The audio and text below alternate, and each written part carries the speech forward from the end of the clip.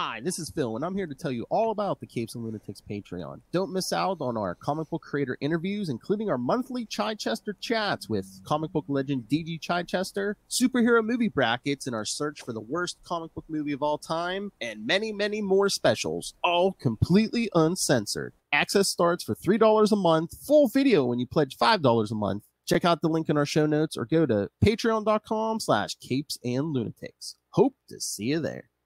This is Luca Perich, host of a Totally Turtle sports and gaming YouTube channel, and you're listening to the Capes and Lunatics podcast network. Batman, my favorite character. Poor Ray. Oh, he might be interested in this one. All right, kids. Welcome back. That's right, to Ray's favorite show. We are the Night. The Batman podcast. I am Phil, and joining me, as always, that scourge of, well, maybe not scourge of evil, but No, it's okay. You can say it. Scourge of random men on Florida streets. It is The Little Hellfire. You know my name. He's speaking in hushed tones in every drinking and medicinal marijuana establishment in Florida. Damn straight. She's the reason they hold their meetings in the middle of the day.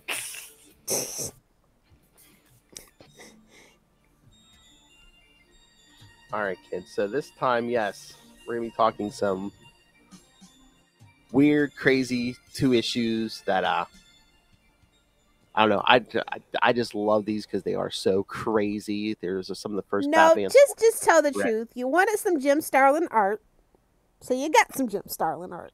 Some 6-foot-tall Batman ears. Yeah, that's what I wanted. But no, these are just like some of the first 2 I ever read. And I don't know. I've been thinking on like that's how old we are, bro. Like Batman turned 1,000. You know. Yeah, I know. I mean, I've been trying. I've been tempted. When should I put this on the schedule? You know, because it's. I know. I just want to do a crazy episode with these 2. It's just. Yeah. I mean, it's always time for crazy here on, Capes and Lunatics Sidekicks feed. So stay tuned for Salty and Petty. Exactly. But no, because this is in a weird area of time because it's like right after Crisis on Infinite Earth.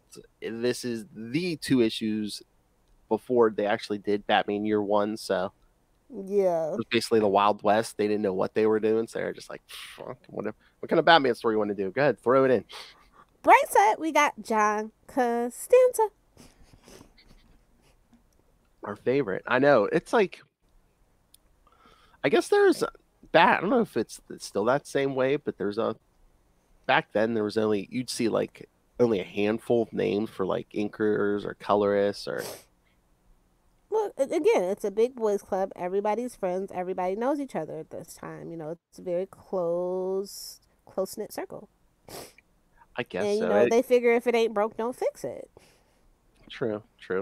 I was always just so you had to be absolutely stellar to even get in a DC spotlight at this point. So yeah. I was always just like, oh, is that like a specialized, were these like some specialized skills only a few people knew how to do? I mean, basically, that's comics. That's it. That's all. I guess, yeah.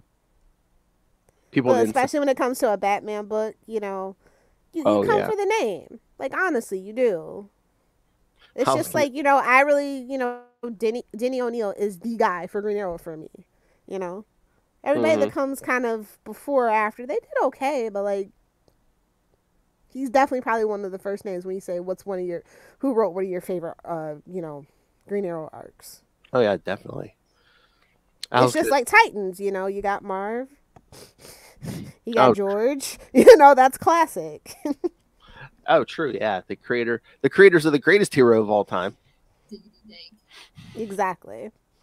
But I was like, oh, maybe people didn't know weren't in it for the money back then, but it's like, I don't know, there ain't no money in it now.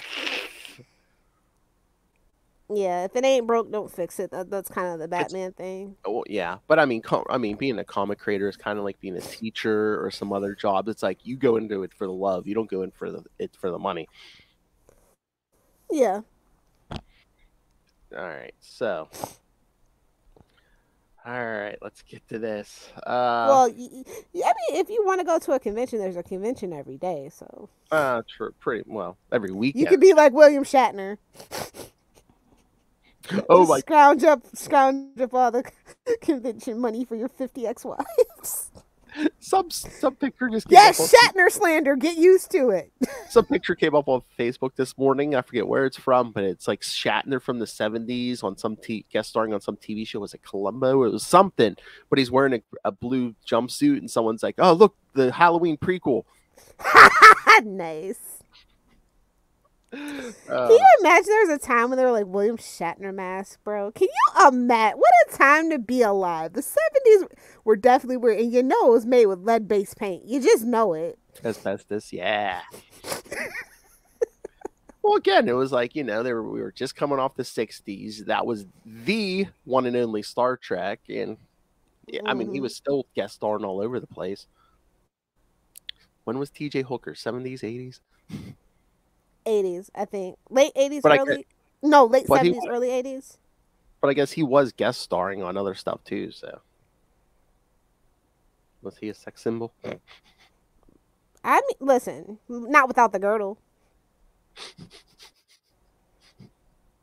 I know, but back then, I mean, with no internet, did people even know he was wearing a girdle for the longest time? You can tell. It's not that shape is not natural. You can tell. All right. Trust me, women know. Women who wear girdles know.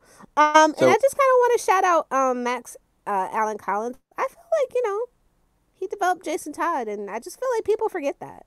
And he also did a lot of Dick Tracy, where I actually originally knew Max from. So yeah, that's what I was gonna say. He did a bunch of Dick Tracy, but yeah, he's the. I mean, he did the novelization for the movie too.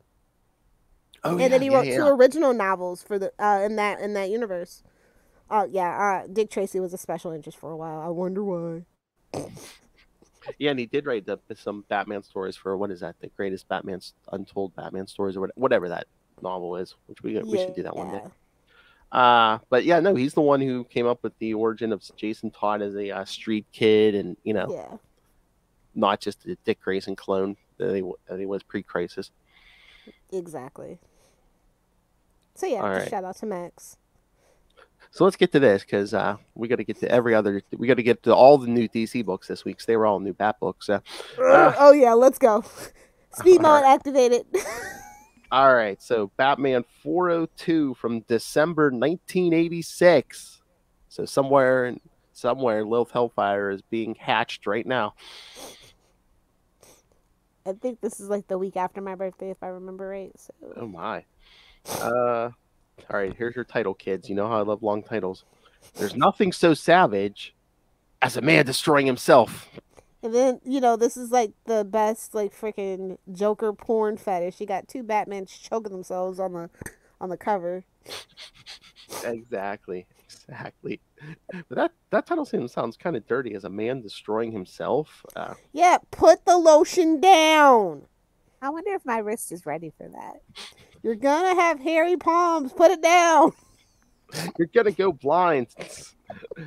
All right. Yes, like we said, writer Max Allen Collins. Blind as a bat? Oh. Writer. Suck it, Kona. I see what she woke and did. Okay. Writer Max Allen Collins, penciler and inker Jim Starlin, creator of Thanos. Colorist. Don't put that at his feet. Dana Graziunas. Oh, please. He would love it if they paid him, give him some royalties for that. I know. Letterer, as you said, John Costanza. And Who brought him up the other day? It was one of the creators. I can't remember now. It was funny. Because we just looked at each other. Like we both fought the urge to do it. Was it Cliff? I think it might have been Cliff. See last episode. You can hear the pause because we were so trained to do it. Editor Dennis O'Neill. All right. Strap in, man. Strap in, kids. All right. 2 muggers named Roach and Spider brutalize a couple named Dick and Jane. Dick and Jane. Hey, well. And I was like, who is that? Jim Carrey and Tia Leone? That's a deep cut. That's fun with Dick and Jane. It's a movie from the early 2000s, I think. I know. Some of the kids might know, but I know. Hell, I remember. So I married an axe murderer. Ooh. Let's not to be too Rob Southgate about it. Why did your eye drift over to my box? Hail. Batman arrives and snaps both of the muggers' necks, killing. Nobody can know his secret. Pretty much. He rides a motorcycle back to his garage, where it's revealed that this Batman is someone other than Bruce Wayne.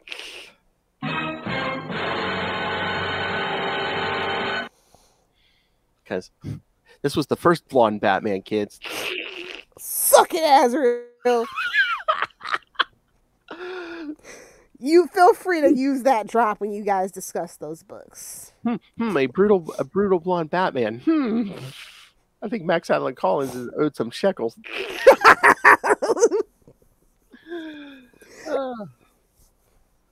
The real Batman. Motorcycle and all, bro. The real Batman responds to the bat signal and swings over to GCPD headquarters. Deputy Commissioner Barnes. What an idiot! Like, really? Gordon's like, yeah, I'll just turn on the bat signal after he murdered somebody. He'll show up. We did. So clearly it wasn't him. Deputy Commissioner. What did this guy just think Batman was going to swing in and be like, hey, Jim, guess what I did tonight? Deputy Commissioner Barnes is waiting to arrest him for the murders, and the GCPD shoots at him as he escapes. He's like, babe! He went straight to his boo's house. He's like, babe, they're shooting at me. What's going on? I love how your night off? I love how the cops were just like, Batman, freeze. Then it's like, he's coming right down. Us fired. Oh, some things never change with cops. How's that duly deputized going for you now, a-hole?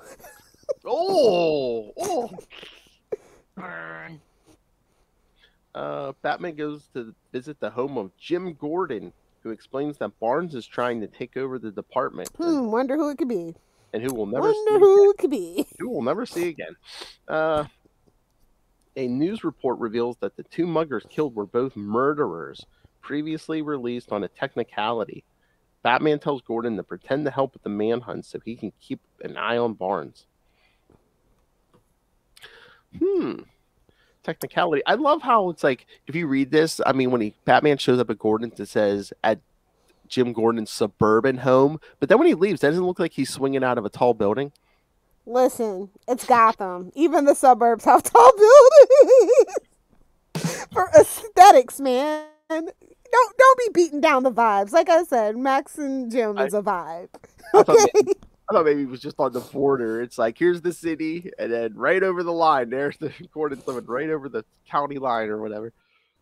Well, technically, and this is how I know Gotham, whoever originally came up with Gotham was definitely from Jersey, because, technically, Batman, lives out in, the Palisades, which is, the unincorporated, that's why he's basically the only person that lives out there. Because, his family bought all of that on the outskirts. So he technically doesn't even live in the Gotham City limits. Oh, no. He's not even from Gotham, just like Eminem's technically not from Detroit. He's from Southfield. Damn. Just saying. Saying. Next issue, we're gonna get to who his neighbor is. But yes. Jersey. Oh, my God. Did you read Damage Control this week? No. This guy gets turned into a huge monster, and I guess it's near Jersey, so this monster's calling itself Trenton. I mean, I think that's exactly why. I think Trenton is a sentient monster. There, I said it. Be mad at me, Jersey. Be mad at me. Oh, they were pretty much burning New Jersey and they had issues, though. The next day, Bruce Wayne eats breakfast at Wayne Manor with Alfred Pennyworth and Jason Todd. Oh, bless his little heart. Alfred investigates companies that, Bruce tells him to. Alfred investigates companies that sell Batman costumes. Wait a minute. Is this a Spider-Man? This is the Spider-Man thing. Yeah, Germany. And finds that everyone in the area has been stolen.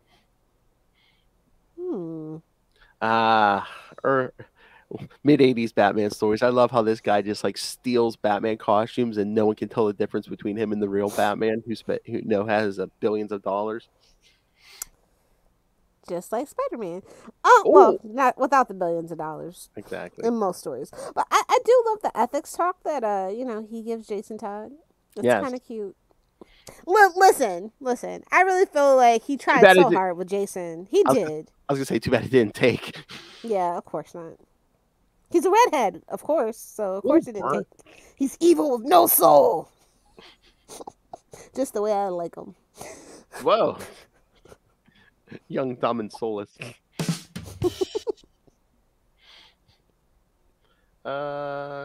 Jason asks Batman, what's so wrong about killing criminals?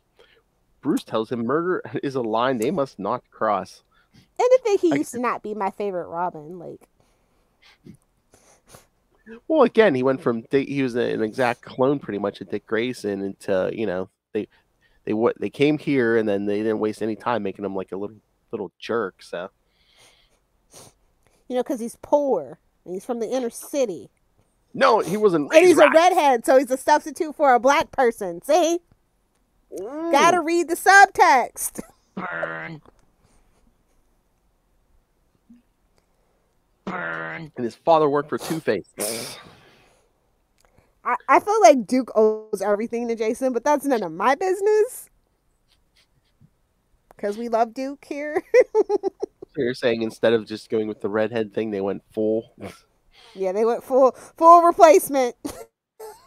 They went full Iris Rust. Oh God, he does owe everything to Jason. It's like, he should have become the next Batman, but he did, but he's never going to. It's like Jason. And then he starts his own little band of merry outcasts. Outlaws. I'm just telling you. Wait a minute, isn't that the Outsiders team he's on right now? Hello?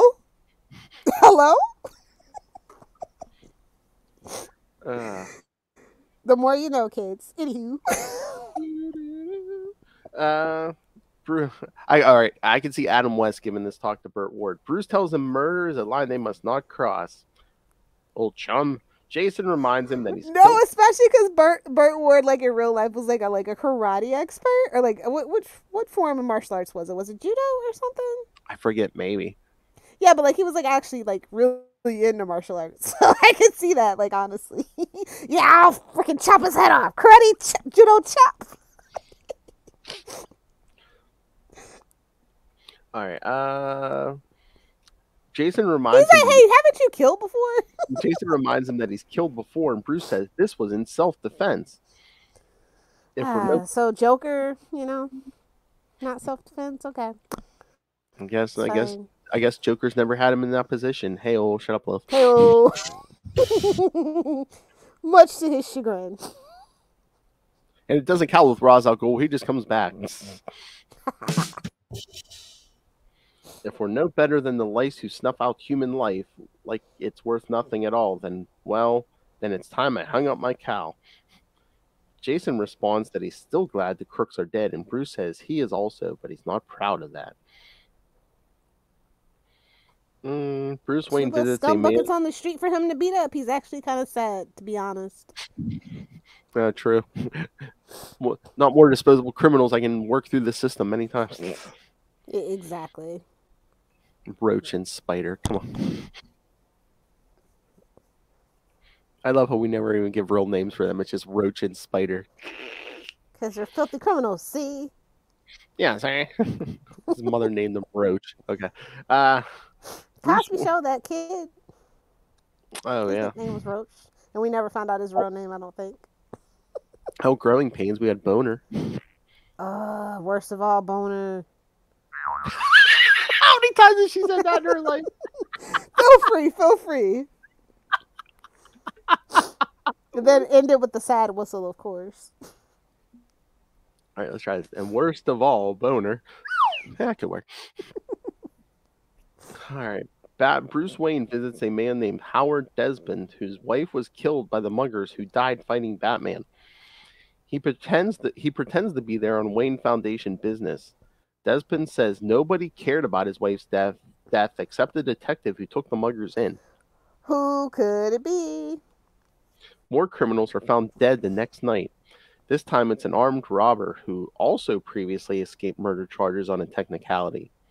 Batman poses as a reporter named Mr. Davis to ask Gordon questions about the murder. Bro, nobody gets off on Gotham on the technicality unless they got money. And I'm sorry to say, these criminals didn't have that kind of juice or grease.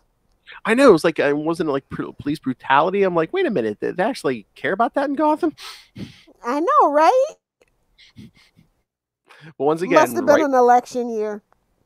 Right after Crisis, I guess they're like, maybe the police still care a little bit.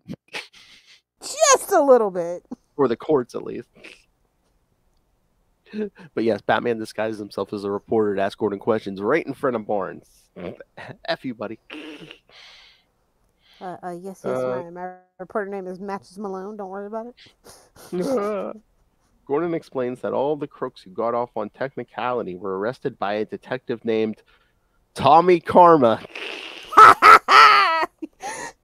you try any less hard? Hey-oh. All right. So literally, kids, it's coming up here. Karma's going to smack Batman in the face. Tommy, Karma Chameleon. It's the 80s. Karma was once the youngest detective in the city, but his constant police brutality allowed many arrested criminals to go free. He snapped after his wife and daughter were killed by a hitman. I'm like, so okay, he idolized. Batman just beats them up, but Tommy kills them. So he idolizes Batman and has the Punisher's origin. Yeah. Mercy bullets indeed. No mercy here. Exactly. Batman goes out to pursue Karma and tells Robin he must stay at home. He finds Karma's home address and meets his mother. Oh God! Come right in, son. He like cries because she's making him milk and cookies. Lilith, he's one of those types. He lives in his mother's basement. Incel, gotcha. She assumes that Batman is her son because he's wearing the same costume, and it's revealed that Tommy thinks he really is Batman. This still tracks. Yeah. Tommy's mother tries to convince him that he's not Batman and what he's doing is wrong.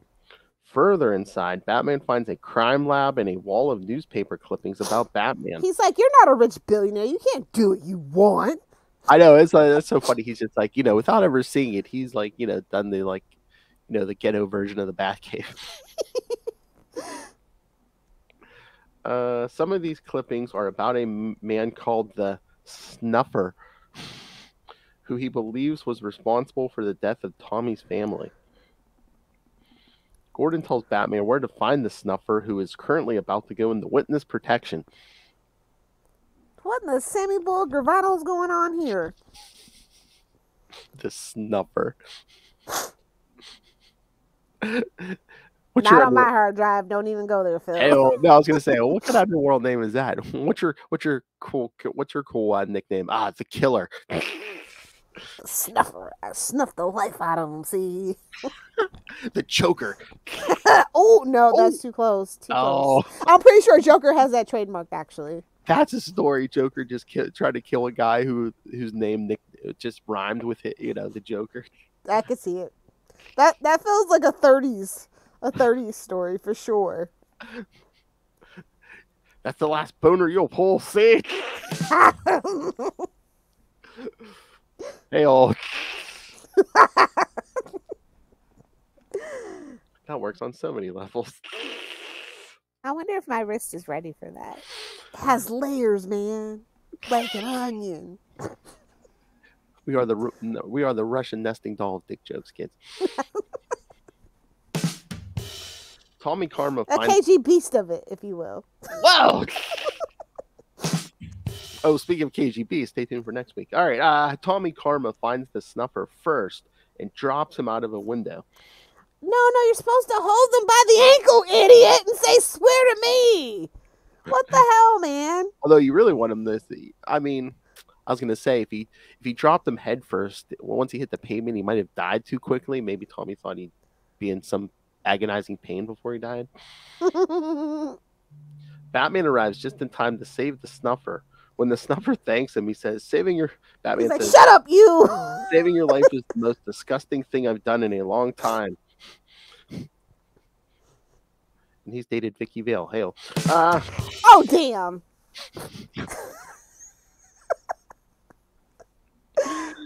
I love Snuffers. He's like, thanks for saving me, but why did you drop me in the first place if you're gonna just save me? That's when Batman's like, shut up. I know. I was expecting him to get that the Hank Pym treatment. Oh, burn. Okay. You ready, love? Tommy hits Batman from behind. Hey-oh. And insists that the bird comes out and shoots his ass. That's my job. Try to donkey punch me now, bitch. Try to donkey punch me now, bitch. This is my city and my ass. Get out of there. Tommy hits Batman from behind and insists that the snuffer does not deserve to live. They fight and Tommy accuses Batman of being an imposter. Robin arrives and distracts Tommy, allowing Batman to knock Tommy out with a clean punch. Why does Batman wear all black? Because he doesn't want to get shot. Why does Robin have such a colorful costume? Because Batman doesn't want to get shot, man. And Classic. He's practicing from this moment on, kids. He's practicing for that Guy Gardner punch.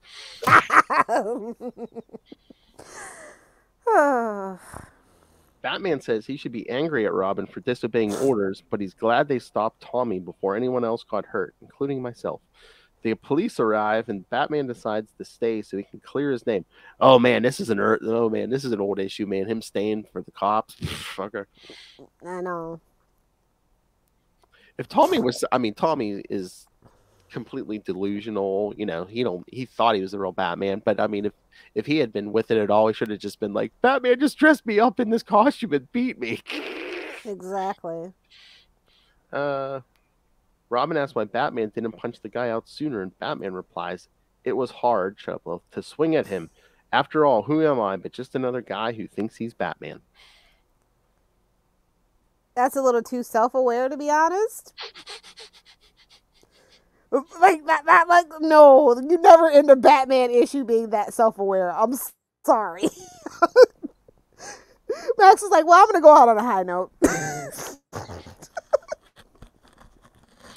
I know. You kids can have that existential crisis all you want. I'm out of here. This story is reprinted in the Batman Second Chances collected edition, and it's on DC Universe Infinite. The story of this issue doesn't... Till they pay us, it's finite. Exactly. The story of this issue doesn't have an actual title. Instead, the tagline on the cover is used as such. I thought so. Yeah. Batman mentions he has killed before, but only in self-defense. Who? Tell us, damn it. And this, again... from the 40s? I thought that damn Hugo Strange was dead. This is the first issue of Max Allan Collins' run as the writer on Batman. Yeah, and again, this is the young couple featured in the issue named Dick and Jane. Their names are referenced to the Dick and Jane series of children's books written by Zerna Sharp from the 1930s to the 1970s. Something in common with Batman, you see? Man, they got 40 years out of Dick and Jane. Nothing? Nope, not gonna comment. Sounds like some marriages. Hell. All right. Thoughts on any other further thoughts on this, Lilith? No. I gave my thoughts. Okay. It's pretty fun. It's pretty fun issue, honestly. Okay, I know it's just so weird and I trippy. love the cover though. Oh yeah. One Batman choking another. That's what I said. If this doesn't get ready to read it, I don't know what. Listen to this, I don't know what will. All right, now let's get to the other thing. Yes. Again, these two could function as standalones, but it's kind of a two-parter too. So. One Batman too many. Yeah. Welcome to modern DC Comics. Well, welcome to 2022. All right, kids. Honestly, yes. welcome to 1989. Oh. All right, kids. Batman 403 from January 1987. One Batman too many. Yeah, writers. Tell me he doesn't look like Azrael on the cover. I'll wait. I know. Writer who deserves some more shekels. Max Allen Collins. Penciler this time. Dennis Cohen. Inker Greg Brooks. Colorist Adrian Roy. Letterer our buddy Costanza's back. What you got for old Roy? They're like, we're gonna set you up for success and give you a little Jim Starling, but don't get used to it. Yeah, I was gonna say. I think doesn't Starling come back? But yeah, he does. On the other side of Batman Year One, so exactly. And Denny is still the editor. So, all right. The deranged Tommy Carma is now in Arkham Asylum and still believes he is Batman. Because that's gonna make him better. Yeah. Well, Gordon even says in this issue, it's like, okay, he thinks he's Batman, and they drop him in Arkham. Idiots. He hallucinates that two orderlies are the Joker and Two-Face, then kills them and escapes through a window. Eventually, he stumbles on. Yeah. Eventually, he stumbles onto the estate of Wayne Manor because they're neighbors. Well, I mean, if you know Batman's history, it makes sense. Yeah. And again, where are you going to put a mental asylum? On the outskirts of town, right? So if they escape, you still got time to get them before they hit the general populace. At least back then, that was the theory. If you've ever seen like old mental hospitals while they're out in the middle of nowhere, that's why. Well, that and they actually let the crazies out. Now they just keep them in. It's kind of actually sad. Everybody needs to go get fresh air and touch grass. I'm just saying. Exactly. Or smoke it, yes. Preferably smoke it, yes.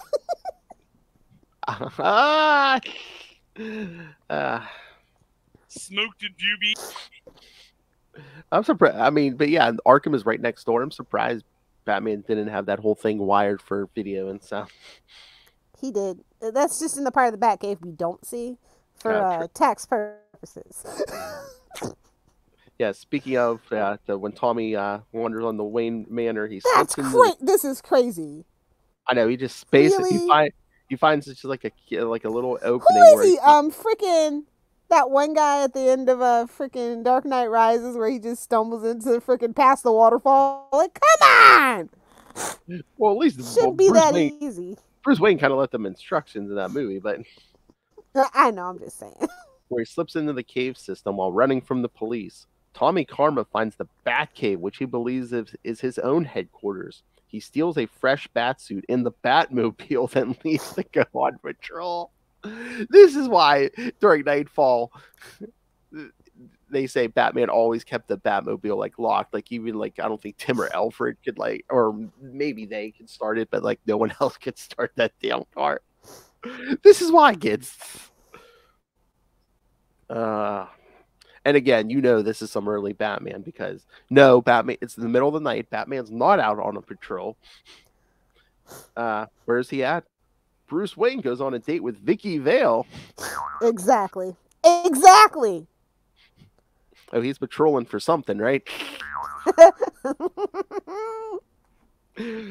Superior.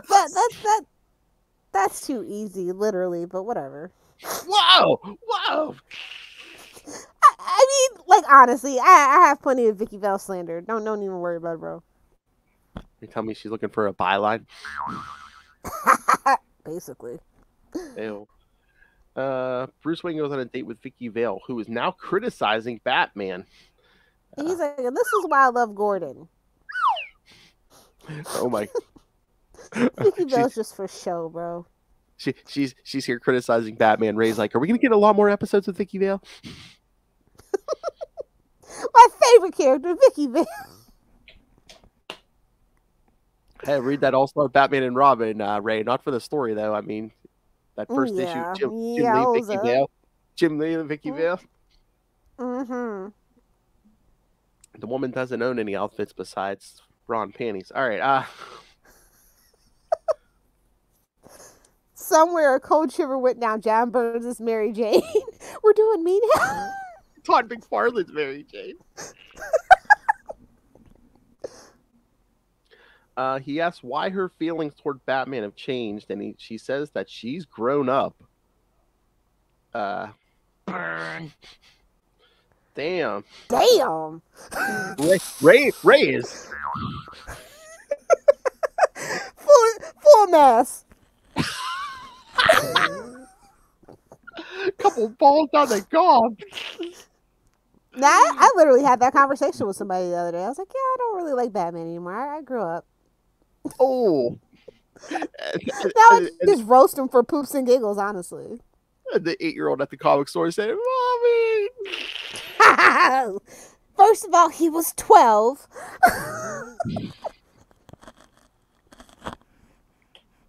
Come back in 10 years, kid. Vicky tells Bruce that Batman isn't a real man. Hulk comic, so make it 20. Hulk is at least a 10-year phase. You know what I mean? Well, you can like Hulk, but just don't say he's stronger than Superman. That's all. I just need that on a T-shirt at this point. We need that in the we need that in our store. Hulk cannot beat Superman. Just can you take that panel from Marvel vs. DC where Superman's just standing over Hulk? But yeah, Vicky tells Bruce that Batman isn't a real man like him. Damn. Man, she really close, Vicky. She's really trying to get into those expensive pants, huh? I ain't saying she a gold digger. But you don't see her snooping around Superman.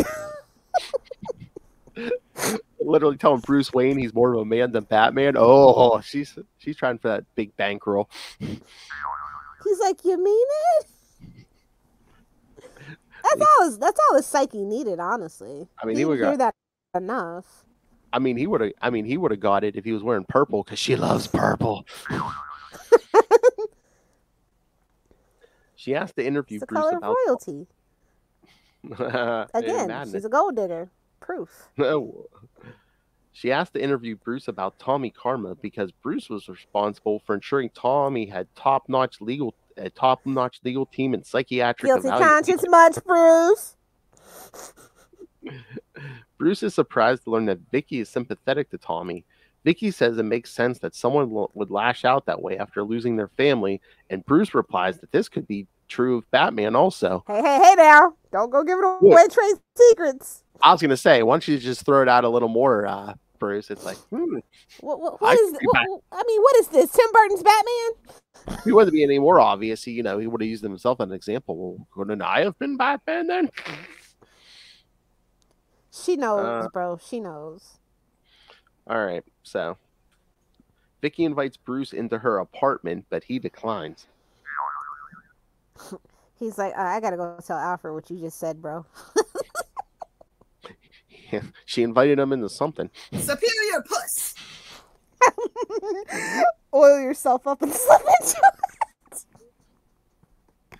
Because didn't they say it's like 2 or 3 in the morning? I mean, yeah, for coffee, bro. Coffee. George Costanza himself. Coffee's not coffee. Coffee's sex. Ask George Costanza or Luke Cage.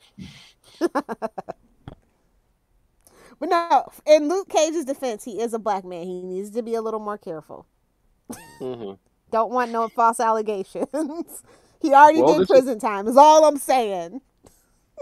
Well, Bruce is being careful. You're not getting the hair. You're not going to get pregnant with the heir to the Wayne fortune. Leave that to some rando. Because Talia is a rando. I was going to say for some Middle Eastern terrorist daughter. Perfect, actually. Alfred Pennyworth tells Bruce Wayne and Jason Todd that Tommy escaped from Arkham. They enter the Batcave and realize Tommy has stolen the Batmobile. There's no red alert. was like, Bruce isn't here. Why is the car gone? Jason was home. Oh. I know. Even Batman, even that movie Batman Forever had an alarms. Exactly. I guess they thought, oh, who's gonna find it in the middle of the cave? Again, that's what I'm saying. This is why Bat God started installing alarms and everything on his stuff. Yes. Then Gordon hurts his feelings. Vicky Vale's stroking his ego, and Gordon's hurting his. It's like, it's your fault, idiot. I wonder if my wrist don't is ready. give crazies lawyers. It's like #1 rule in Gotham. But yeah, they find the Batmobile stolen and the rags that Tommy was wearing left behind. Bruce tells Jason to stay behind in case Tommy comes back while he goes out on the bat cycle to find Tommy. Batman tells Jim Gordon what happened. I love how he's just like, don't ask me how, but Karma's got the Batmobile. Gordon blames the situation on Bruce Wayne for having Tommy sent to Arkham, where proximity to villains like Joker and Two-Face probably made him snap. Batman asked Tommy's old partner, GCPD detective Peter Lewis, for information on where he should look. Lewis tells him that the gangster who ordered the death of Tommy's family was Lou Spindle. I love how this is getting like way too close to Batman's origins, and I don't know if that's the point. Like the original origins, you know? I think, yeah. I love the partner's just like, money makes a man better, apparently. It's all your fault. He learned it by watching you, Dad. Like literally, bro. Tommy Carma arrives at Lou Spindle's nightclub dressed as Batman. He confronts Spindle and uses him as a human shield against the other gangsters. There you go. Now you're learning how to be Batman. They shoot Tommy, killing Spindle in the process. They shoot at Tommy, killing Spindle in the process. Batman arrives too late to save Spindle, but he helps Tommy take down the other gangsters non-lethally. Sure. Tommy is confused. Just crushing medical debt. Exactly. Tommy is confused when he sees Batman and tries to fight him again. This time, Batman easily takes Tommy down and walks out of the building with him, saying, "Let's get you some help." E2, Bruce? Exactly. That's exactly where I was going. Tommy should have looked up on E2. Batman thinks to himself that Vicky was wrong when she said that Batman and Bruce Wayne were two very different people. The Avenger within the Batman coexists with the Compassionate Man. Batman is indeed two men, and both are Bruce Wayne. Yeah, this is definitely not Bat God era yet. No. I was going to say. I mean, if they would have kept that same energy, that would have been really cool, but we went down a totally different route. Oh, it's the complete opposite now. There's two men in Batman, and both are Batman. Exactly. I just kind of like that. It's canon to me that he calls himself Batman in his head. It is absolutely canon, because it makes perfect sense to me. Oh, yeah. Anything after Crisis? Yeah. Yeah. There's two men in him. Batman it's light. It's kind of the Daredevil syndrome. Eventually, Matt Murdock's really just, window dressing, and we don't really talk about him anymore. It's just all Daredevil all the time. He just pretends to be Matt Murdock to get laid. Come on. Basically. You're going to do the dropper. Oh. What are you doing? She's like, what are you doing? Tapping my way downtown. No, I want them to have pity with me so they can sleep with me. Come on. Oh, sorry. Wake up, Phil. Sorry. There's so many, I know. There's like 8 pages. Not just 2, but almost full pages. Chicks won't feel pity for me and bang me. Surprised Bruce didn't try that this issue. My mommy and daddy are dead. I'm pretty sure he did. I'm pretty sure he pulled the dead parents card. Oh, at some point he did, yeah. I don't know. These are like interesting things to look back on for sure. But basically the moral of the story is Batman's better because he has money. So suck it. Like, honestly, I don't know how I feel about that. As I'm trying to escape, this post-capitalistic hellscape. Like, I don't know how I feel about that. and he's tolerated because he's not as mentally ill as Tommy Karma because he doesn't kill. So that they know of. Because again, rich man only in self-defense will help her. I stood my ground. Well, you weren't even home or near your car, bro. I stood my ground. I love how Jason's like, oh, did you leave the keys in it or something? Idiot. I just called him an idiot. You got to prepare for that, and that's when he learned to prepare for every situation. Never know when I have to defeat myself. All right, let's get to God. How many books were there? I think Monkey Prince was the only one that wasn't Batman related. 1, 2, 3, 4, 5, 6. I have 7 and the here. Champion of Shazam. Oh. Yeah, those 2 that weren't. I'm trying to remember. Was there? Listen, I'll read them to you. I got the stack right here. So we got Batman and the Joker, the Deadly Duo. We got Batman 129, Batman Knightwatch, Dark Knights of Steel, Gotham City Year 1, the Joker, the Man Who Stopped Laughing, Monkey Prince, Poison Ivy, and Sword of Azrael, plus the new Champions of Shazam. I thought literally there was 2. It may have been last week. Was it that GCPD one? I didn't get it but I was just that was last week. I'm like, there's so many bad books. Oh, I think it was last week too. Did you get Riddler Year 1? No. Number 1. I'm not interested in that. I mean, it was all right. They've killed the Riddler for me. So yeah, I mean, the Riddler and the Penguin are dead to me now. So yeah, I mean, they're basically just steering into this. It's basically the origin of the Batman Riddler, which is crazy because like that's not the universe that Henry Cavill's allegedly gonna be in. So like, I'll believe it when I see it when we get Man of Steel 2. I'll believe it when I see it. I can't believe he left The Witcher. Like, I am so absolutely honestly pissed at his management. They're fucking idiots. There, I said. Whoa! Did they back the money truck up? No, that's the crazy thing. He just for some random godforsaken reason, he just really wants to be Superman. I don't understand it. He wants to be Christopher Reeve. Well, that's kind of the curse of Batman. Have fun with that, bud. You're about to get exposed for liking young girls. So, I mean, look, listen, Henry Cavill is problematic. I don't understand it. When they got rid of him, I'm like, good. Maybe that tea won't come out, but it's about to come out. So now they're looking like idiots. Are we talking underage girls? We're talking Drake levels. Like, yeah. Yeah. Ow. Yeah. And the crazy thing is, it's an open secret. Everybody knows. Like like poor Kaylee Coco got dragged into it when they made him date her because he's dating somebody super young.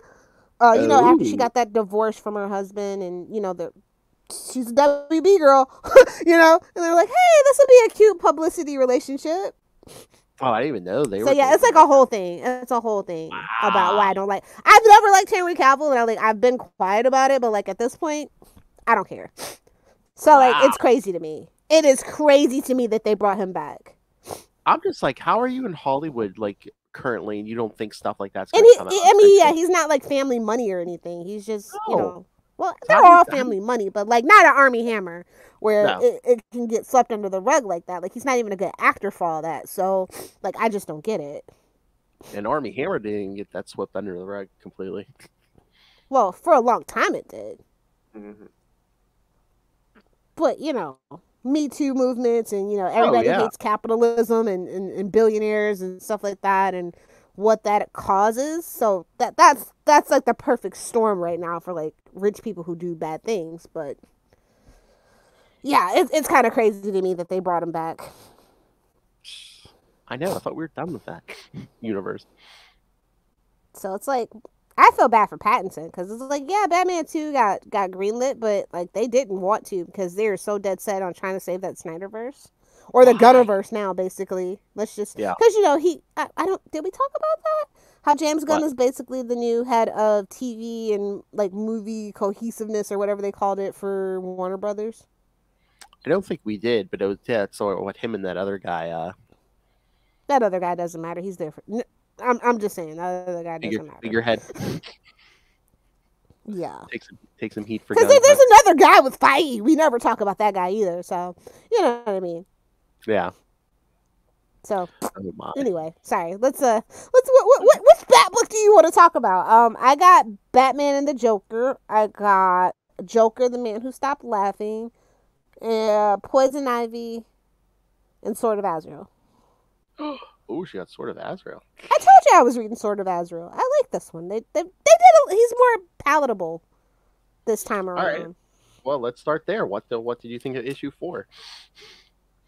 You know what? I like Dan Waters' take. I do. Yeah, it's not bad. Yeah, it's good. It's like just different enough. Like, yeah. And I was just about to say that. Yeah, it's just different enough. Like, and Saint Dumbass. I can never get enough of it. I kind of like the backstory now. Like, the first time around, it kind of felt stupid and like I don't know, like a scam or something. Like I don't know, it felt pedestrian or something, but I don't know. I like this take on it because we don't have to go drag Batman into this anymore. Like, Azrael stood on Batman's, like, broken back. You know what I mean? I just didn't appreciate that. But now that we're so far removed from it, and this is a different enough take, I can actually enjoy it now. Yeah, I mean, it looks like they're going for more of a supernatural take, and I like, exactly. Threats, and it's I like giving that. Moon Knight. I'll just be real. It's giving Moon Knight.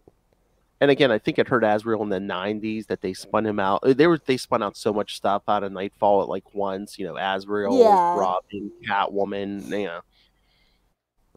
I just don't think. Azrael I'm gonna be honest. Azrael, Agent of, like, they literally had to put Agent of the Bat to make it so. Like, poor Denny was just keeping that thing alive. You know what I mean? Oh yeah, that was his special interest for sure. I mean, I think he's like, I made Green Arrow as successful as I can. Let's move on to something else. I mean, I can't remember if he wrote every issue of Azrael, but I mean, if not, I'm pretty sure he did. If not any fill-ins, except for like the last 3 or something weird like that, right? He might have. I can't remember, but yeah, I mean, I want to say he did them all, but it might have been the last 3 that he didn't because I never read the last 3. So he wrote pretty. It was kind of getting pretty out there in the last bit of that book. So have fun, Justin. I was gonna say, if not 100, I mean, he probably wrote at least 99% of that series. But yeah, like, shout out to Dan Waters. Like, I enjoy this take. I think this is a book anybody could pick up. You don't need any of the backstory. Honestly, they give you enough of it in every issue. Yeah, exactly. Like I said, without the Batman, much like Catwoman, without that shadow of Batman, I think he's a better character for it. Exactly. But speaking of the 90s, I just saw the ad. What do you think of those 90s variant covers they got coming? Meh. I think they should do the Faces of DC again, honestly. That kind of the episode we talked about on Unlimited Justice. That actually, I was like, yeah, we should do that again. That was really cool. Yeah. Oh, looks like no, Denny did write the last 3 issues of Azrael. So he wrote all of it? Pretty much, yeah. I was gonna say, I'm scrolling through on the app, and it's just Denny O'Neil. That's what I'm saying. I never read the last 3, but... Well, yeah, that was kind of off the rails there. So, I mean, it was 10 issues before the end. It was completely off the rails. I was like, were you hanging out with Grant Morrison doing ayahuasca, or... I mean, Azrael literally went insane, but...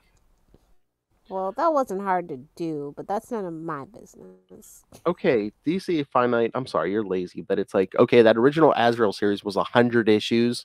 On the app, there's 91 issues in there. And I bet you it's somewhere in the middle where they took them out, isn't it? Probably like in the 80s somewhere. You can't put those last 9 in. No, it jumps from 40 to 50. There's after 40, there's no... Wow! Like literally in the middle? That's crazy. Give the interns time, Phil. I told you the interns are in charge of that. They got to run and get coffee. They got a lot to do, man. Why would you do it? I mean, I'd rather have those. Marvel doesn't either. I'd rather have those issues in the 40s than those last couple, though. Hey, you're preaching to the choir, brother, but Nothing makes sense over there. They're holding that house together with gum and freaking matchsticks.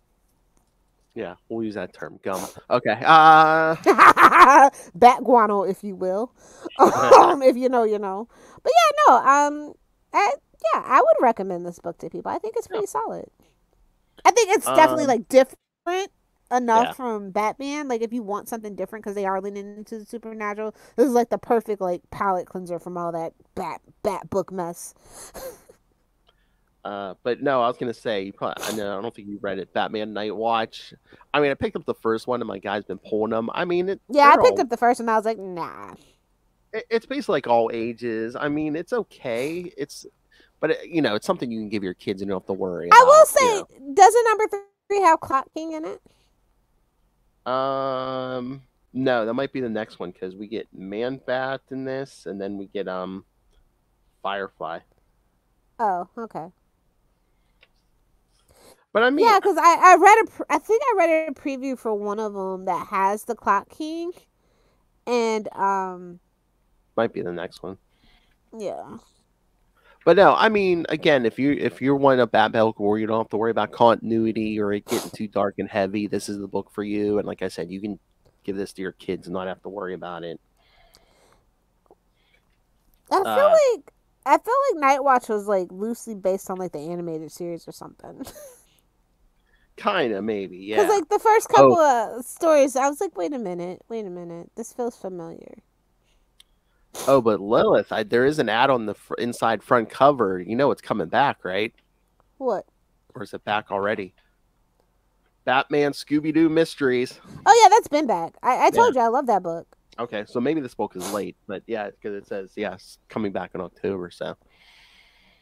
Yeah. I think it actually came out in September, low-key, but that's none of my business. Oh, well, yeah, it says October. Again, maybe this was delayed, or I don't know. But yeah, I can't recommend Batman and Scooby-Doo. Any like Batman and like Hanna-Barbera property, like any DC and Hanna-Barbera property team up, it's pretty good. It's pretty solid. But Batman and Scooby-Doo Adventures or Mysteries, I'm telling you, you think you're not gonna like it, and it ends up being a great mystery story. So if you like Batman being a detective, and you just like kind of the shenanigans and hijinks that Scooby and the gang get into, just give it a chance. You don't even have to be a Scooby fanatic like I am. Just give it a chance. It's pretty good. Oh, nice. And I don't think you're reading Gotham City Year One, right? No. Absolutely not. I don't know, man. You might like it. I mean, it starts with the police back in the day interrogating Slam Bradley. Oh my god! Like I don't know. Gotham, like Future State, burned me out on trying to care about the city. So I just need to recover from Gotham Future State, and maybe I can get into this book a little later. But it's so funny. Oh, it's Tom King, right? Yes. And I Phil saw Hester. the cover, and it was looking a little too Lonely City for me. So yeah, I know. But it's so funny because like the commissioner, whoever is in charge of the police at the time, is just this is gonna deal with the decline of Gotham City because he's like, we don't want any trouble in this city, Bradley. It's like we had less murders last year than Metropolis, and this basically like this ain't gonna last. But yeah, there's the whole there's the whole mystery of the kidnapping of Thomas and Martha Wayne's Bruce's grandparents. Yeah. So I feel like Tom King is literally trying to build his own Batman verse with its own backstory, and I don't know how I feel about that. Yeah, it's gonna be like Thomas Wayne had a sister or something, so I wonder if that's gonna come into play somewhere. They're giving it the old Kate Kane treatment, and I see you. Just know that I see you. I know what you're doing, and I don't like it. Mark my words. The long-lost Wayne. Basically, this is just old Slam Bradley telling Batman the story of like, this is how Gotham fell, It's your fault. And so, and the kidnapper is putting a bat at the bottom of the ransom notes, so it's like this bat/man. Yeah, Gotham did it better, but whatever. All right, the TV show. Yeah. We got 2 Joker books. We got Poison Ivy. We got the Batman book. Oh, did you read Batman 129? No. Oh, well, I heard you. I heard you mention stuff you read. I thought it was on the list. No, I was just giving you the whole stack of DC books. Well, we have this new original story where one of Batman's fail-safes goes off the rails. So, just another Tuesday? Yeah, basically, he, well, first he created Zur-En-Arrh as, like, I basically, like, his own backup if he ever goes nuts. Zur-En-Arrh is supposed to take himself out or something, but Zur-En-Arrh built Failsafe, this robot, to can take out Batman, the Justice League, anyone. And right now it's taken over Gotham. Batman was injured and hiding out in Atlantis, but Failsafe comes for him. And then they fight on the Watchtower. Oh, okay. That's still a thing. Good to know. And this issue ends. It's not like Dark Crisis matters, huh? No. Oh my God! I saw somebody's headline. I guess they said they're gonna in Superman. They're just real quickly gonna sneak Dark Crisis in. Because I think, what did they say? I think it takes place between, it's either Action 1049 and 1050 or 1050 and 1051. There's like 2 issues of Action. It's just gonna just real quickly slide in between those 2 issues. That's crazy. You can tell the people in the monthly books are like, we don't want nothing to do with Dark Crisis. Oh, you want us to mention it? Okay, we'll do it real briefly between 2 issues. Oh my God. I mean, those people in the mid-'80s, man, they had to deal with Crisis on Infinite Earths affecting their books for how long? The whole year. Yeah. I mean, all the creators of today are just like, yeah, okay, well, maybe we'll mention it at the beginning or end of one issue. Okay. That's kind of hilarious. The Justice League died for 5 minutes. They're back. Okay. Moving on. I got World to deal with. Ugh, wish that went on way too long, but that's none of my business. I know. I mean, Superman's back on Earth, but we're still talking about it. It's like, really? But yeah, no, this one, the main story ends in Batman 129 with Batman about to take a big fall to Earth. I was going to say, a nightfall, you say? Hey, nightfall. Some people like that story. My favorite biscuit. I mean, it's fine. It's just kind of like Clone Saga. It just goes on forever. Oh, yeah. Again, it was the 90s, man. We were looking for cash grabs left and right. And then, yeah, the backup story. We're, again, going into the origin of Zur-En-Arrh. Batman's in the middle of programming himself when the Joker shows up, takes hostages. So Zur-En-Arrh is basically in Batman's head saying, come on, kill him. Kill him. Yeah, right. Which, so disingenuous. I know. Hey, kids, remember that time Batman almost killed? But only in self-defense. All right, which book do you want to talk next? I got the 2 Joker books and Poison Ivy. Let's do Poison Ivy because we probably kind of got a question, answer to our question. So the parasite, I think she's gone. I think we're doing something completely different with Poison Ivy now. Oh, yeah. Because I think that, this was only supposed to go 6, but they extended it. Exactly. So this is where the thing was supposed to end, but since they're extending it, because they even say it, next issue to start a new chapter begins. So, yeah. So I'm interested. I mean, I'm kind of sad to see like the Pam that I know gone, but I'm here for a more interesting take on Poison Ivy and eco-terrorism and all that stuff. So shout out to G. Willow Wilson. I've been enjoying this book. I didn't really think I was gonna like it because I just wanted to go back to the status quo, but she's giving something super different, Yeah, I mean, I do like this where, like, she's not green anymore. They set her back to looking like a normal human. So it's like, it's kind of, it's like, unless you really know what Poison Ivy looks like, I mean, she can sneak up on somebody. Exactly. As we saw in this series. No, I like that. No, I like this whole story. What do you think her taking down Woodrow? Oh, yeah, finally. It needed to happen. It had to be done, and I'm glad.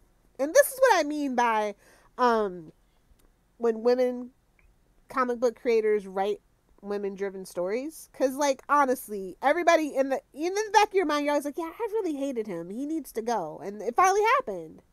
You know, it only took like what, 50 years. I mean, she literally like chewed him up and spit him out. He got his just dessert, some would say. Oh, impossible, I say. So we wrap up the first arc, and yeah, I can't wait to see. I mean, guys, keep buying this book, man. I'm here for it. So apparently it's been controversial, but I think any true Poison Ivy fan is probably super pumped. I think it's just the dude bros. Hey man, give her bigger tits, man.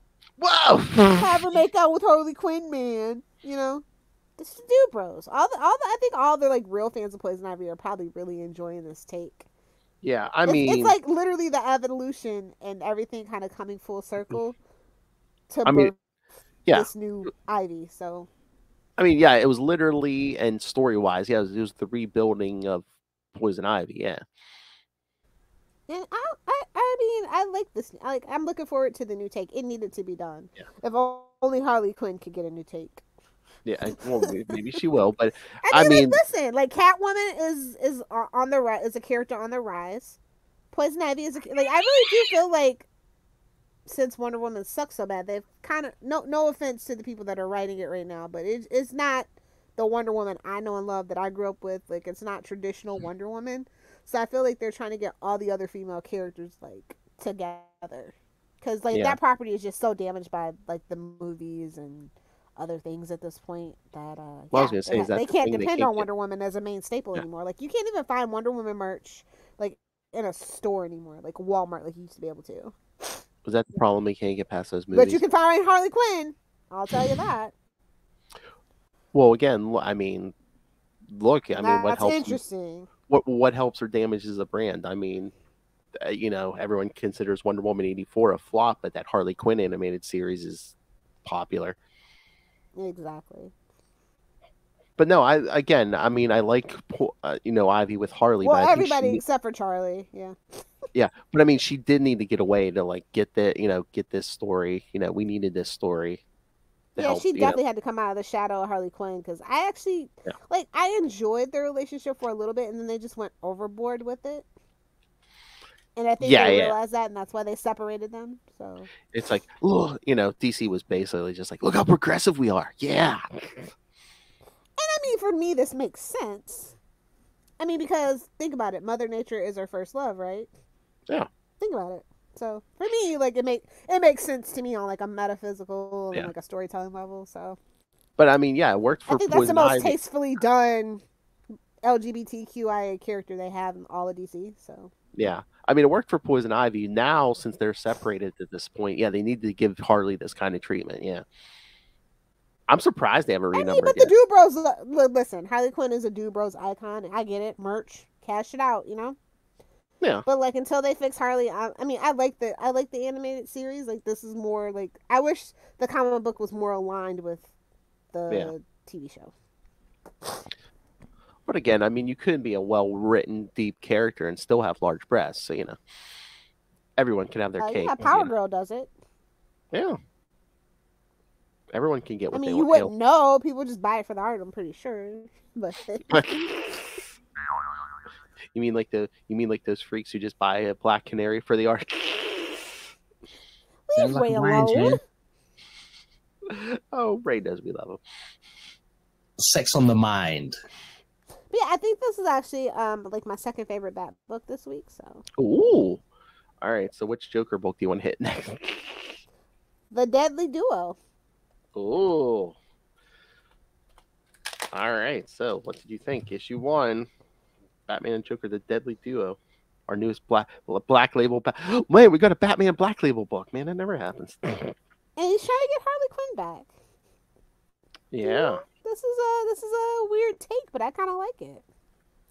So shout out to Mark Silvestri who wrote and did the art for it. It's only a $5 book too, which I find very interesting. Well, yeah, they didn't give it like the oversized treatment or. Yeah, it's so weird and random. Maybe like, it's like weird because it's a mystery story, and I don't know. I thought it was interesting. I want to see how this plays out. And then there's like other like creatures. There's like that Joker. I was like, what is this? Neo Gotham? Maybe they're like getting severed heads, and I'm like, oh, there's the Black Label. Here we go. Exactly, because I don't even think there's any language or anything in this really. Was there? No, I was like, what is this? Are they giving it the Man Thing treatment? Or... I mean, I was gonna say, yeah, there really wasn't a lot of language. So it's funny. Harley's missing and Jim's missing, right? Looks like this is a job for the deadly duo. They gotta find their lovers, Lil. Come on. Exactly. No, that's what I'm saying. That's the subtext. I know. Oh, they steer into that skid now. Yeah, so this is kind of crazy. I think it's genius and it's overdue. So I'm like really interested to see how this folds out. So. Yeah, it's interesting. I'm here for it, but it's a solid B+ story. I mean, do you think did this need like it? If they would have put it in the larger size or not? I think so, because like some comic book collectors, we kind of, with the exception maybe Charlie, we kind of a little OCD about stuff. Although so it's like you're trying to put all your Batman Black Label stuff together, you're just like this ain't making the cut. I wonder if like maybe do they have a limit? Do you think like every year or every quarter like they only put out a certain amount of those oversized? Yeah, ones? I'm pretty sure. And like I said, it's only $5 too, so yeah. Which I think makes it more accessible, honestly. And I mean, it's a shame it's not the oversized, but it's a solid story. So if it makes it more accessible for people to want to pick it up because it is in the small format and it's cheaper, I guess that's okay. Because like honestly, a lot of the Black Label, with the exception of like Catwoman, Lonely City, a lot of the like Bat related Black Labels aren't that great. Like let's be real, like Batman Damn, that Crocodile, that Croc story. Yeah. No, that wasn't oversized. That one Scarecrow story or whatever that was like Black Label. Oh yeah, oversized. The one with the blackout. Yeah, so it's like maybe. Again, they're like it's Batman, Joker. Kids will be here no matter what. No, so true. Like I said, I think that's why they probably made it more accessible because it is a Batman and Joker, and it's outside of like the severed heads and stuff, it's really. Yeah, you don't need you wouldn't think it was a Black Label. Yeah, there's no language. There's like no language, no nudity. I'm like, well, why is this a Black Label? Oh, just wait till the next issue, I guess. Oh, God. They lull you to a false sense of security, and then bam! No, we got flaccid bat dick. No, we already got Bat Dong. Is it going to be Joker this time? Oh God. Ooh, well, we kind of almost got that with One Bad Day. Mm-hmm. So. Whoa. I mean, listen, Jim Gordon is a salt and pepper bear, so. My favorite biscuit. Okay, and again, exactly. I know there's fans of Bat Dong and everything else, but I mean, come on, Black Label. When are we going to get to some female nudity here? Come on. Well, let's do a Talia story. Hey, well. Matter of fact, no, scratch it. Let's do a Power Girl story. The day that Zipper failed completely. There you go. Oh, my. Tell me that would not sell. A Power Girl Every story. page, the zipper just gets lower. The Power Girl story where they finally whip them out. Tell me that would not sell, Lil Hellfire. I think that would need to be a triple X. For the first time in 30 years, a DC book cracked 1 million copies. Not since the death of Superman have we seen sales like this. I wouldn't do that to Power Girl, though. No. That would cause so many uprisings. I think that would finally get DC canceled. I know I said uprisings. Yes, that would cause many uprisings. Oh my God! You know who you can finally convert full time to DC if you put out like a Naked Black Canary book. Nailed it. Honestly, I could see it for her, especially if she's still like in her Rockstar era. Yeah. Unfortunately, I could see it. Bubble. You know, honestly, a Black Label, Black Canary, and Green Arrow book, it just makes sense. There you go. Yeah. It just makes sense. But yeah, I recommend it. I didn't think I was gonna like this book, to be honest, because you know it's like, oh, it's another Joker cash grab. But no, actually, it surprised me. So yes, I recommend it. And speaking of the other Joker book, The Joker, the Man Who Stopped Laughing, #2. So, still here for this book? We're throwing Jason Todd into the... Yeah, it's a $6 book. I'll just... I don't know. So how long do you think this one's going to be? Is this going to be another 12 or 13 like the last one? I'm pretty sure. I mean, listen, I like Matthew Rosenberg just as much as the next person, and Francisco Francovilla's art, but like, I don't. What is this story? So far, I found it alright, but I'm like, are we re? I think it's being shocking for the sake of being shocking, or whatever. Well, are we revisiting the 3 Joker thing? Yes, we are. Ugh. I don't want that. Prove me wrong, Matthew Rosenberg, but I don't want that. Yeah. I mean, I'll admit if you nailed it, but I don't know. We don't need a Joker origin, and we don't need 3 Jokers. Exactly. Like that actually flopped. Did it? That's what I thought. I'm like, after that, it flopped. So like, why are we going back to this so soon? Unless he thinks he's gonna redeem it or something. But I'm just like, yeah, I'm like, who talks about that after the thing happened? Who still talks about that? Nobody. In a good way. I was gonna say definitely not in a good way. Yeah. We'll see, but like, yeah, you're kind of coming out of the gate with that, and that's why I think the other Joker book is going to be the superior, more remembered one. Yes. Oh, look, Lil, some of those 90s covers, they're going to do like the foil covers. I know, I saw it. I was like, ooh, foil. Lil's like, damn it, I have to buy them. They're forcing my hand. I know. Ooh, there's one on Justice Society of America. Ooh. I saw that. I'm going to buy them all out probably from my guy. So the nobody else can have them. Joker has a green one. Ooh. Oh, it should have been purple. Because she loves purple. Exactly. Batman Incorporated might have one. Ooh. Well, they can keep that one, but she's gonna be hanging them on her wall. Not even the 3rd copies. Oh my god. Batman Incorporated. You don't want a foil 3D Ghostmaker? If they put Batman on the cover for that one, I'm here. I'll do it. Yeah. But if it's Ghostmaker, no thank you. That Moon Knight wannabe. Peacemaker X, Ghostmaker X. Peacemaker X. Oh my god. Wasn't it? It was something. Wasn't it a piece? I swear it was a Peacemaker X or something. Who am I thinking of? They had a whole bunch of them running around during that story. It was kind of weird. Oh, I can't remember. You know, it's all Ghostmaker. Yeah, I know. Anyway, right. what other book did you want to talk about? That's all the books I had, all the Bat books I had. Do you have anything else? No, nothing I really want to talk about. Steel Knights is still Dark Knights of Steel, yeah. Yeah. Is that any good? Yeah.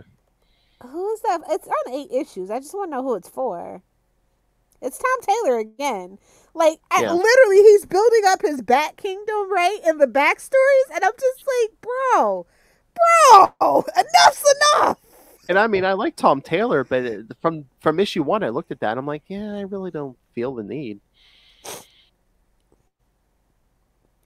You know, I don't know who that's for. It's okay, but like, yeah.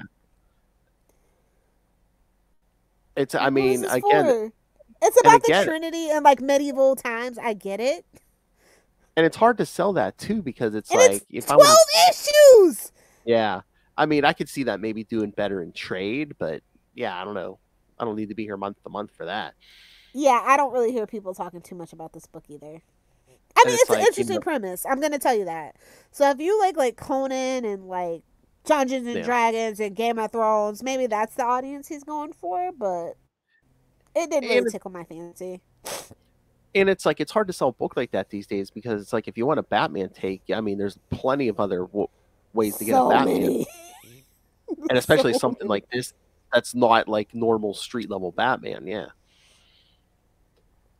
A plague on both your houses, I tell you. It's giving Claire Danes and Leonardo DiCaprio's Romeo plus Juliet. That's all I'm saying. And if you know, you know. My so-called comic book. All right. Oh my God, that should have been Salty and Petty's name. My so-called dick jokes show. All right. On that note, kids, I hope you enjoyed this oversized episode. I hope you like it. We gave you extra, Ray. Because we know Ray likes it long. Ooh, nice. We haven't used that drop in a while, so. No, does Ray like it long? Because remember, he knows you like it long, but I think you asked the question. Because Ray likes it hard. Oh no, you know. Yeah. Oh, wait. And Ray likes it long. No, you were confident on that. Okay. I know my drops. I know what I said. Ray's not gonna hear this. He will, because I'll send it to him. Here, like, just listen to this part. I clipped out all the Batman. Just label it. Hey, can you give a listen to our newest review on the Moon Knight annual? You even do the intro. So yeah, I thought, psych sucker, you're listening to the Batman show. Here, listen to this. We talked about the newest issue of Captain Marvel. Jessica Drew was in it. F in the chat for Jessica Drew's book. Oh my God, you might want to. They just started a new arc in Captain Marvel. You might want to read it. Kelly's writing. She's still writing it. Bless her heart. Bless her heart. She's the only thing keeping that book afloat, bro. Yeah, it's like issue 42 or 43. Yeah, man. Good for her. In the Lord's work. I mean, I would have been so bored writing Captain Marvel. Hey, Rogue goes missing, and so Captain Marvel and some of the X-Men, including Gambit, go looking for her. So she's going to be writing some Gambit. I see what you did there, Kelly. Sneaky. I might pick it up then. Yeah, so she's going to be writing some Mr. and Mrs. X. Yeah. Oh, and The Brood. Oh, really? Uh-huh. Yeah, she got bored. she's like, I'm going to make it fun again. Hey, man. I'm going to do what I want to do. Hey, man, 40-some issues in, man. You got to keep it interesting. Yeah, I'll definitely pick it up then. I mean, come on, Lilith. She's doing the Lord's work. She got a book to 50 that's not Spider-Man or Avengers. That's it. That's all we have. I mean, Iron Man's not even making it to 50. I mean, come on. Well, you know. Yeah. But I'm just saying he had 3 movies. Iron Man was never an A-list Marvel hero. Let's be real. Robert Downey Jr. was. Even when they first got him, he wasn't at the A-list level. So, yeah. All right. So, on that note, next week, kids, we're going to be doing the Troika storyline, the one that came right after Prodigal from Batman 515, Shadow of the Bat. Because Phil hates me. Why? I'm just kidding. It's an okay story. Batman 515, Shadow of the Bat 35, Detective Comics 682, and Robin number 14. Hey, you're getting some KG Beast. I know. We're going to beat up some Russians. All right. And then in 2 weeks, kids, it begins. Yes, Justin will be here to talk. We're going to pick up with Nightfall where Lilith and I left off. We're going to do Batman 500 and Justice League Task Force 5 and 6. God bless you, Justin. Good luck. Godspeed. Hey, man. I told you, a lot of that stuff you don't like, he does. So. All right. And then that's it, man. We'll be in December after that. We're almost done with another year of We Are the Night. The Batman Podcast. Exactly. All right, kids. So, yes. So, send your thoughts on the Troika storyline. Email us, CapesandLunatics@gmail.com, or call the voicemail 614-382-2737. That's 614-38-CAPES. Or send us your thoughts on that Nightfall stuff. I'm sure Justin would love to hear from you. I know, you know, if Justin's here, you know who's going to be sending feedback, probably, right? No, I invented that, you dick. Rustling up some feedback with Russell. Joker Nuggets is sending us some feedback. Where's the Joker Nuggets? Ask Carly. All right. Follow We Are the Night, the Batman podcast on Facebook, on Twitter. Find links to all the various social medias for all the shows we do and updates on new stuff coming in 2023, including Salty and Petty. If you want all of this cranked up a notch with less without the comics and cranked up a notch, yes. If you like our Rants Pants segments, you're gonna love Salty and Petty. Salty and Petty, man. We already have a Facebook and a Twitter page and an Instagram. So yeah, so go follow us. So you know the minute we fire it up. All right, so follow the social media, the YouTube channel. Please subscribe there. Everything we do gets a video, including the interviews. So smash that subscribe button so you don't miss any of it. Smash it. And of course, the Patreon. Again, it's all these podcasts are our passion projects. It's our labor of love. We're paying for this ourselves.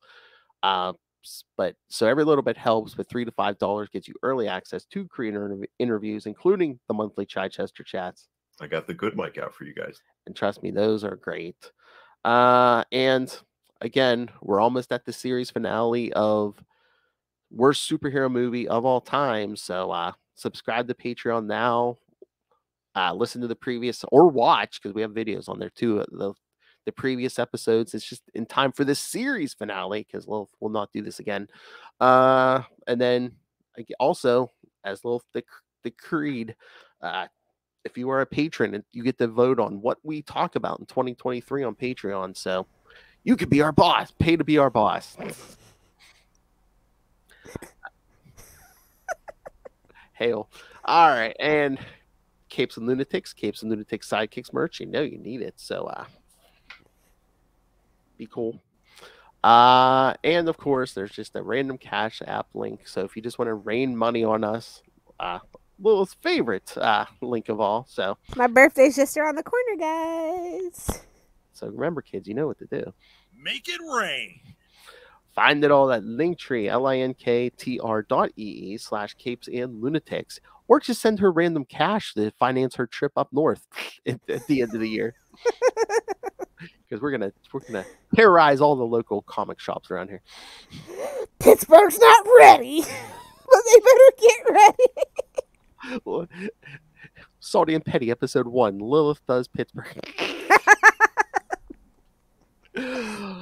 All right. Speaking of Lilith Hellfire, where can people talk to you? I know it's only a few places, but where can people talk to you?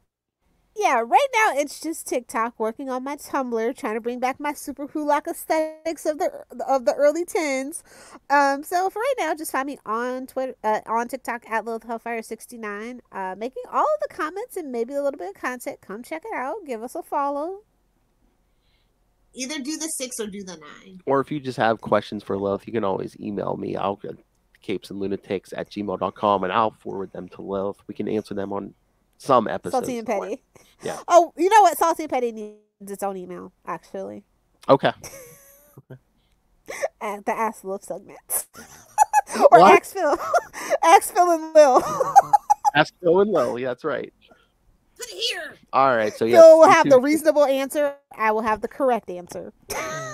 Oh, Perich. So yes, kids. Yes, stay tuned. Yes, Salty and Petty will have its own email address. I should have that done by end of business today. Put it here. The Salty and Petty show. I can't wait for the Lilith questions, and the answer will be all the same every time. Oh, you don't want to know the things I've done. Exactly. Or I plead the fifth on the grounds that may incriminate me. But I can't answer that right now. My NSA agent's listening. All right, let's get out of here. The big finish. Jazz hands. Or should I say bat hands?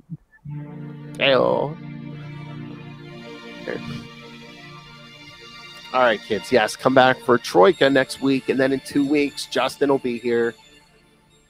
Sausage Fest. Fire Nightfall back up with Batman 500 and Justice League Task Force 5 and 6. That should be some of Ray's favorite stuff too, Riz. Shouldn't it be Bruce Wayne in a wheelchair?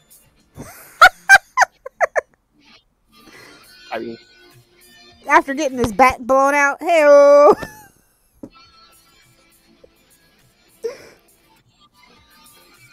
You can relate, Kane. You got his back blown out by some South American guy? Come on.